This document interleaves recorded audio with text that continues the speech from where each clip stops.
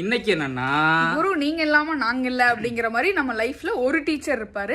எனக்கு வந்து எல்கேஜில இருந்து 10th வரைக்கும் நான் வாங்கின பேர் என்ன அப்படின்னா தண்டக்கர்மோந்திர. நீ எல்லாம் எதுக்கு ஸ்கூலுக்கு வர, உனக்குலாம் மேக்ஸ் வரவே வராது, சுட்டு போட்டாலும் உனக்குலாம் கணக்கு வராது. ஆனா மத்த 4 சப்ஜெக்டும் நான் நல்லா தான் படிப்பேன், மேக்ஸ் மட்டும் வராது, எப்பயுமே ஃபெயில் ஆவேன். எனக்கு நினைவு தெரிஞ்சு நான் பாஸ் ஆனது சரித்திரமே இல்லை.